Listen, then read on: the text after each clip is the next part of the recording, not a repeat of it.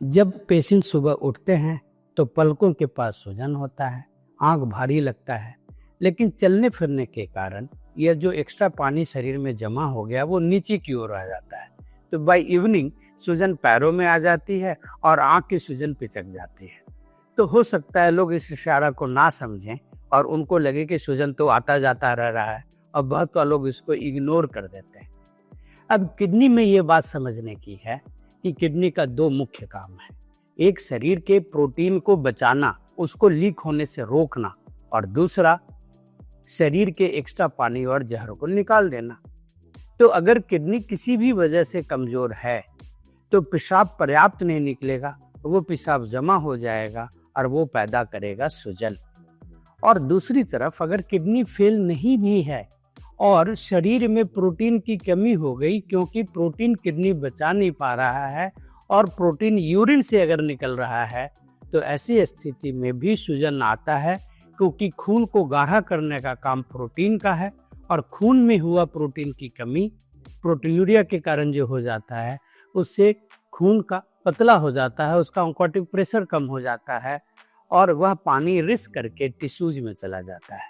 तो इन दो मैकेनिज्म से सूजन आता है किडनी के मरीजों में, और ये बच्चों में भी कॉमन है, किसी भी उम्र में कॉमन है। और यहाँ पे आपको नेफ्रोलॉजिस्ट को दिखाना बहुत ही ज़रूरी है। उस सूजन का कारण इस किडनी को अगर समय रहते पकड़ लें तो बहुत सारे सूजन की बीमारियाँ, जैसे नेफ्रोटिक सिंड्रोम के बहुत सारे प्रकार होते हैं, मिनिमल चेंज डिजीज है, फोकल सेगमेंटल ग्लोमेरुलोस्क्लेरोसिस है, आईजीए नेफ्रोपैथी है, इन सबों को बहुत हद तक क्योर किया जा सकता है, कंट्रोल में किया जा सकता है। दूसरे लक्षण की अगर बात करें तो वह पेशाब का बदरंग होना या उसमें झाग होना।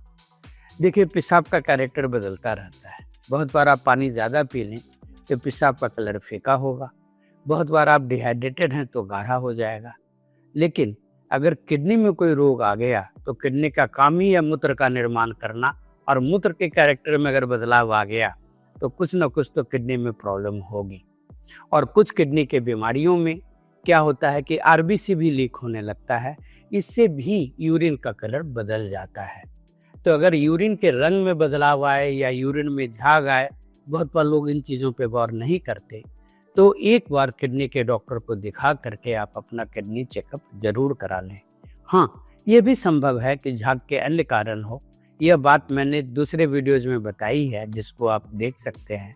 लेकिन अगर ये सिम्टम है तो एक बार नेफ्रोलॉजिस्ट को जरूर दिखा लें। और तीसरी बात होती है, किसी भी वेग तकलीफ को बहुत बार लोगों को कुछ न कुछ अस्पष्ट सिम्टम होते रहते हैं, जैसे कि भूख का नहीं लगना, कमजोरी होना, बदन में दर्द होना, बेचैनी होना। लोग समझ नहीं पाते कि ये शायद किडनी के लक्षण हैं, और अपने ही लेवल पे कोई विटामिन डी खा रहा है, कोई बी खा रहा है, कोई ऐसे ही टेस्ट करा करके धोखे में है, और हो सकता है कि ये सारा कुछ किडनी के कारण हो। तो किडनी का एक काम ये भी है कि वो खून के निर्माण में मदद करती है। तो अगर किडनी कमज़ोर है तो खून की कमी होगी और कमज़ोरी आएगी। उसी तरह किडनी का एक काम है हड्डियों को मजबूती प्रदान करना।